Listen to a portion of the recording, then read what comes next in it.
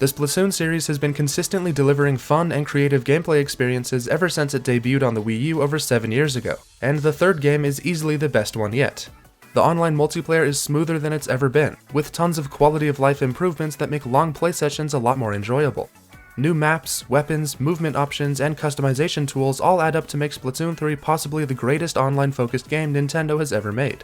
And the single-player hero mode is terrific as well, with plenty of memorable story moments and challenging platforming levels. Wrap all of that up in a fresh coat of stylish paint with an incredible soundtrack, and you've got one of the finest Nintendo Switch games available right now.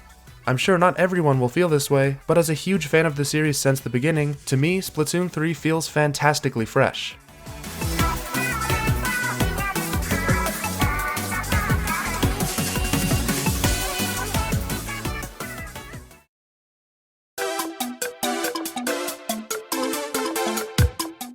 Now, I will fully admit that I'm pretty biased when it comes to Splatoon. Having a new game in the series release has re-energized my love for Splatoon, so this review is definitely coming from a fan's perspective. But that's what makes this game feel so special, is that so many of the choices feel like they were made specifically for the biggest Splatoon fans. Stuff that may sound tiny to someone else, like the new lobby system or being able to skip the news, actually make a really big difference when it comes to the flow of gameplay.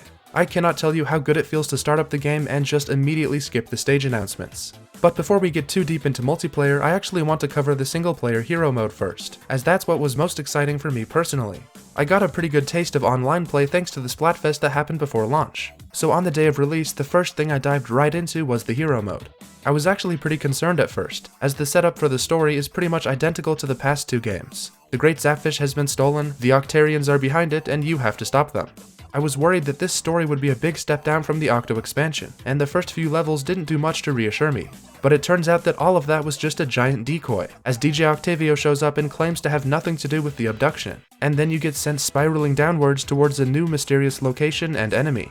Things open up from there, and all the new ideas start to be introduced. It may have caught me off guard at first, but I actually really like what they did with the opening. It pulls you into a safe and familiar story, only to change it up suddenly and start something new. This is Alterna, the overworld for all the levels. Compared to the previous Splatoon hub worlds, this is a big step up. There's 6 islands for you to play through, and they're all connected through these big long pipes you travel in. It's a small change, but having all the locations be connected so naturally makes the world way more interesting. There's also a lot more to do in the overworld, like finding hidden collectibles with the help of your little buddy, and clearing away the fuzzy ooze that covers the land. I especially love how you can find golden records that will slowly build up the music of each area until they all have uniquely great themes. The levels themselves are really solid, playing out much more like the Octo expansion, which is exactly what I wanted. You don't have to beat every level to move on, so you get to pick and choose which ones you want to play through. This allows for some really tough challenges that will test your skills, but it doesn't force new players to complete them. There's even a super hard secret level that's similar to the darker side of the moon from Super Mario Odyssey. I always like these sorts of super brutal final challenges, even though it's like 45 minutes of pure pain. There's a lot of creative level design here, with certain stages making great use of new specials like the Zipcaster. Flying around this open stage from pillar to pillar was one of the highlights of the whole game. Another really cool thing is that you actually have a reason to want to collect as many power eggs as possible. For some reason, Nintendo games are really bad at giving you way too much digital currency, but in Splatoon 3 I was constantly running out of power eggs, which is a good thing. It encourages you to keep playing levels, and it creates a really addicting loop of clearing fuzzy ooze, playing a level, and then going back into the overworld to clear more ooze. I thoroughly enjoyed exploring the overworld of Alterna and completing all the levels. It's great to see classic characters again, and they're animated better than they've ever been before. But the biggest thing I was looking forward to was the big finale. The final minutes of the Octo expansion raised the bar for what's possible in a Splatoon story, and I'm so glad to say that this game has somehow managed to have an even better climax. Don't worry, I won't get into any of the details so you can experience it for yourself, so I'll just say that this is one of my favorite final segments in any video game ever. It really surpassed all my expectations and created one of the most exciting final boss fights I've ever experienced. So overall, this new hero mode was actually able to surpass the Octo expansion for me, which is all I could ever want from it. I feel like people don't appreciate the single-player Splatoon stories enough, and this one is proof that it's so much more than a glorified tutorial. And knowing that this serves as the final chapter in the Squidbeak Splatoon and Octarian storyline makes me a little sad that it's come to an end, but it was such a great way to go out, and it makes me even more excited for what they'll do next time.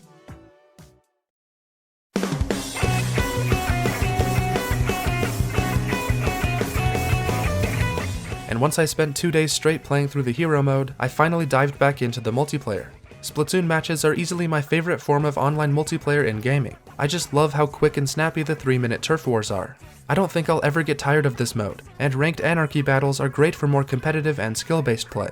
I'm always in the mood for some Splatoon multiplayer, and I'm sure I'll play this game for years. Splatoon 2 is my most played Switch game, and the original Splatoon is my second most played Wii U game, second only to Breath of the Wild. I love the multiplayer in these games, and it's been improved so much in the third game. I love the new emphasis on training rooms, where pretty much every mode has its own lobby where you can test out weapons. Salmon Run having an actual physical room you can walk around in and shoot targets in is the sort of stuff I just love. Spending time in these lobbies makes Splatsville feel like a real place you're just hanging out in. Speaking of Splatsville, the new hub world is massive and so much fun to explore. It takes everything I loved about the previous Splatoon hub worlds and combines it into one amazing location. And the way the city transforms for a Splatfest is even more impressive and exciting.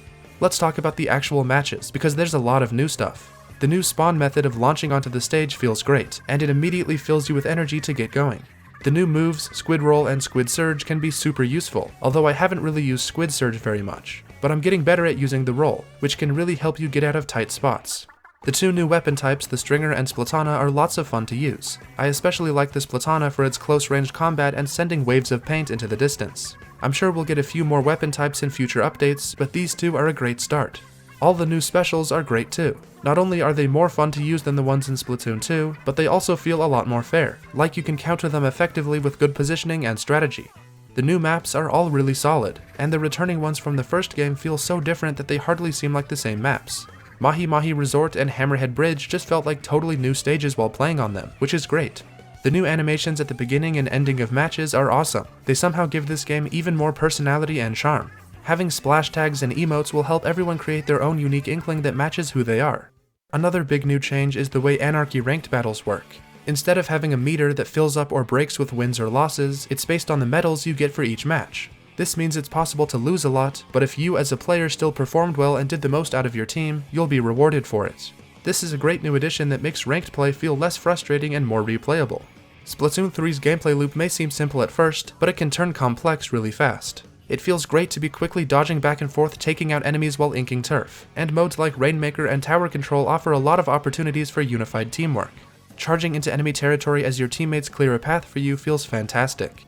And Splatoon 3 is so much fun that even when I'm losing, I'm still enjoying myself. The online gameplay in this series has always been terrific, but now it's been refined so much that it's really impressive. We'll see how this game holds up over time, but I have a feeling it'll last long into the future.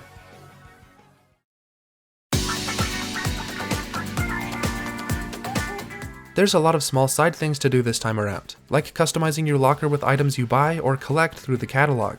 I was hoping for apartments, but honestly lockers are pretty close to what I wanted. Having a space that you can fully decorate and stash your gear in is a really cool concept, and each player's locker shows what their personality is like, even if most of them are just this one statue. The limited amount of space forces you to keep only what's most important to you, and it's really interesting to see what other people choose. As for the catalog system, I'm not quite sure what I think of it just yet. I don't really have a grasp on how much you would have to play to earn all the items, and I'm wary of these kinds of limited time items thanks to Switch Sports. That game quickly turned into something that felt like a job, where I was only playing so I didn't miss out on anything. I'm hoping the catalog doesn't end up like that, and honestly I don't think it will. So far the items actually haven't been all that appealing to me, not because it's not cool, but because I'm just so focused on the actual gameplay and how fun it is, and that's how it should be. Customizable items should be in service of the gameplay, and not the only reason you turn on the game. And so far it seems like Splatoon 3 is striking a good balance there. This new catalog system also doesn't replace the old way of simply checking the shops every day, which I really appreciate. I love the feeling of a new day and knowing that there's new hats to check out, so I'm glad that experience has been preserved. There's also a new side mode called Table Turf Battle, which is a fun little card puzzle game. It's a nice change of pace and gives you something else to do in Splatsville, so I think it's a good addition. And the last thing I want to cover is the overall visual style and soundtrack. This game looks incredible. The animations of the Inklings and Octolings are super detailed, the environments are gorgeous, and spraying ink all over the place looks great. It may feel similar to Splatoon 2 for a lot of you, but each game in this series has actually made pretty big steps to look better than the last. Comparing Splatoon 1 to the third game can show just how far this franchise has come. And then there's the soundtrack. I'm just gonna take a moment and talk about how much I love this soundtrack. Splatoon music is very important to me, and I listen to it a lot outside of the game. This game has a fantastic soundtrack full of great songs. There are a ton of tracks that I absolutely love. There's the exciting rock music of multiplayer matches,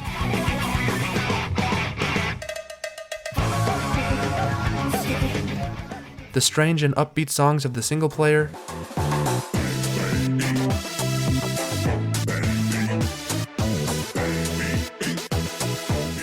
and some really great overworld music as well.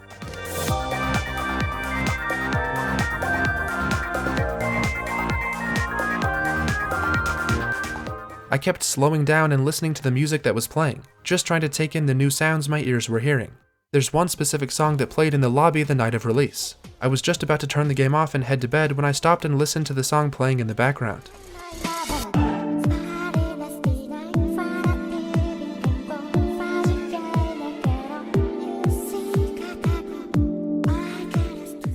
This song has such a different vibe than the usual Splatoon music that it really made an impact on me when I first heard it. But that's not the only special moment I had with this soundtrack. The other one was when I was listening to the end credits song after beating the game. If you still haven't beaten the game and want to listen to this song yourself, which I highly encourage, you can skip to this timestamp. This song is possibly the last Squid Sisters single to ever come out, and it's fittingly titled Wave Goodbye. First off, it's overall just a beautiful song, but the part that really hit me was when it transitioned into the Calamari Incantation. That classic tune that started all the way back in 2015 starts to play, but then a few key notes are changed, giving it a more somber tone and atmosphere.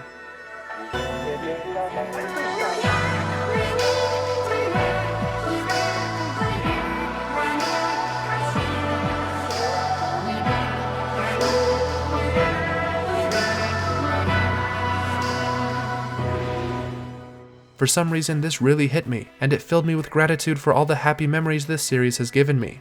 It manages to be sad but still uplifting, the perfect fit for the end of the game.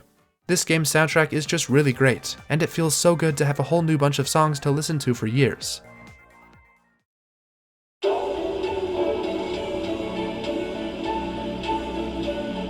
Splatoon 3 is everything I wanted it to be, giving me a satisfying single-player mode, improved online matches that are even more fun with fewer issues, and a new area of this world to love with Splatsville and the music that fills its streets. I've seen a lot of people say that only big Splatoon fans will be able to notice and enjoy what makes this new game so great. I don't know if that's really true or not, but lucky for me, I am a big Splatoon fan, so Splatoon 3 works for me on basically every level. I think we all have our comfort games, and for me, this is it. Splatoon has always meant a lot to me, and this game continues that trend.